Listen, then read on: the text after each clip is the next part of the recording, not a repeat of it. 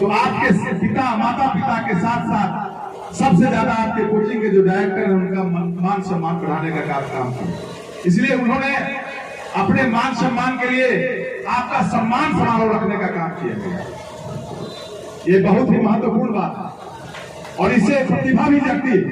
अगर कोई लड़का लड़की नंबर कम लाया होगा, हमारे आदरणीय सरपंच साहब, आदरणीय जिला परिषद के सदस्य, पूर्व सदस्य बोल रहे थे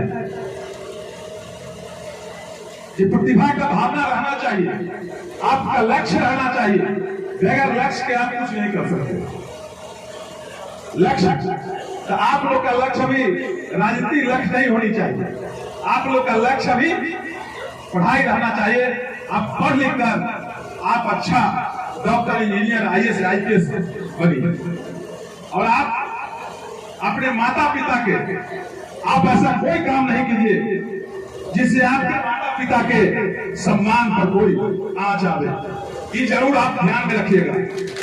आपका कोई ऐसा कदम नहीं हो जिससे आपके माता पिता, आपके जो स्कूल के टीचर होंगे, संस्थापक, डायरेक्टर होंगे, उनके सम्मान पर कभी आँच आने देने नहीं चाहिए।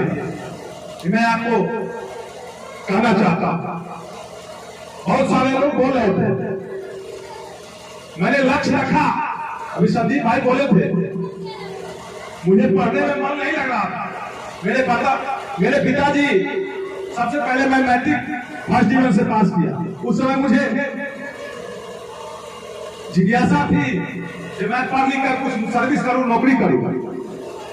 किसी न किसी कारणवश जब मैट्रिक हॉस्टल में रखकर मैं पढ़ता था, मैट्रिक में फर्स्ट डिवीजन से मैं पास हुआ और पढ़ के पास हुआ। उसके बाद कहीं न कहीं राजनीतिक से मुझे लगाव हुआ और मैट्रिक करने के बाद मैं अपना जो लक्ष्य है वो राजनीतिक में रखा और मेरे पिताजी RDS कॉलेज मुजफ्फरपुर में एडमिशन कराया। वहाँ नेता लोग जो थे, विधायक भी उनके सानिध्य में हम घूमने चले जाते थे, राजनीति में चले जाते थे।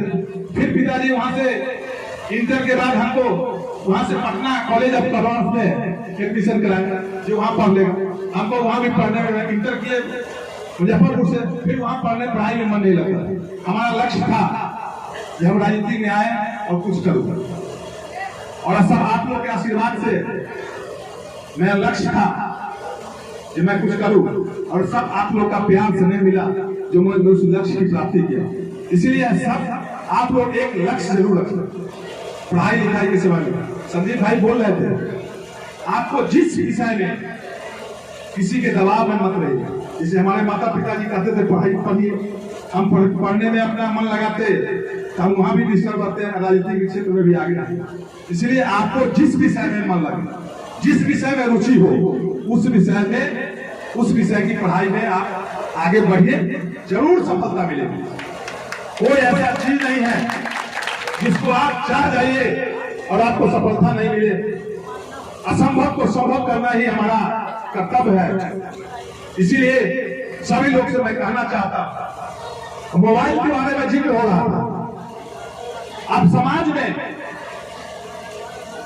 जो आपके बड़े लोग हैं, आपके चाचा, आपके पिता के भाई, अभिभावक लोग, चाहे शिक्षक लोग, कहीं आपको सुनते हैं, विचार सुनते हैं, उनकी बातों को सुनते हैं, उसमें जो अच्छाई हो उसको ग्रहण कीजिए। जहां आप अच्छाई नहीं हो उसको आप सुनकर भी उसको अनसुना कर दीजिए। अच्छी बात को ग्रहण करनी चाहिए। मोबाइल के बारे में, मोबाइल आज के युग के हिसाब से अच्छा भी है, लेकिन आप अच्छा के ढंग से देखिएगा तो उसमें अच्छाई है। आप उसको जिस नजरिया से देखिएगा, अगर खराब नजरिया से देखिएगा तो खराब है। मोबाइल पर एक हम अपनी बात नहीं कह देते हैं।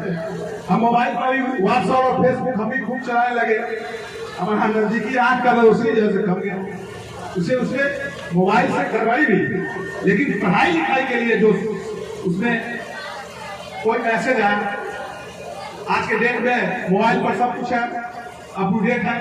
उस पढ़ाई लिखाई के लिए आप उसका उपयोग कीजिए और पढ़ाई लिखाई के बाद उस मोबाइल का उपयोग कम कर दीजिए। जो आप जिससे कुछ ग्रहण कर सकते हैं, अच्छाई ग्रहण कर सकते हैं, वो मोबाइल से जरूर कीजिए। लेकिन मोबाइल में अच्छाई के साथ साथ हमको जो बुझाता है ज्यादा खामियां है, इसलिए खामियां को नहीं देखना है। अच्छाई जो उसमें छोड़ा ही बहुत अच्छाई है, उसको अच्छाई को अपनाना है। आप हमेशा आपके अभी जो डायरेक्टर है, आपके शिक्षक है, वो बोल रहे थे, हम बड़ी गौर से उनकी बात को सुन रहे हैं कि आप शिक्षा के साथ साथ अपना संस्कार भी इस कोचिंग के माध्यम से सुनिए। और खास करके इनके बारे में सभी वक्ता बारी बारी से, हम सरोज जी के बारे में उतना नहीं जानते थे, लेकिन हमारे अभिभावक सीताराम चचा से लेकर सभी सरपंच साहब, सभी गार्जियन, नंद कुमार चा, प्रमुख जी, मुखिया जी, सभी लोग ने इनके संबोधन में कहीं न कहीं इनके अच्छाई छिपी होगी, उसको लोगों ने उद्गार किया। ऐसे उद्गार किसी के बारे में नहीं किया जाता है, कहीं न कहीं अच्छाई रहती है तभी उसके बारे में कुछ कहा जाता है। तो इसलिए मैं इस कोचिंग के संस्थापक सरोज जी एवं इस स्कूल को जो टीचर और इनके सानिध्य में रहने वाले, पढ़ाने वाले जो टीचर होंगे, उन सबको मैं फिर से बधाई देता हूँ। और इनके उज्ज्वल भविष्य के लिए शिक्षक के, इनके जो शिक्षक जो शिक्षा आपको देते हैं, उनके उज्ज्वल भविष्य के लिए मैं ईश्वर से कामना करता हूँ कि आप बच्चों को अच्छा से पढ़ाइए।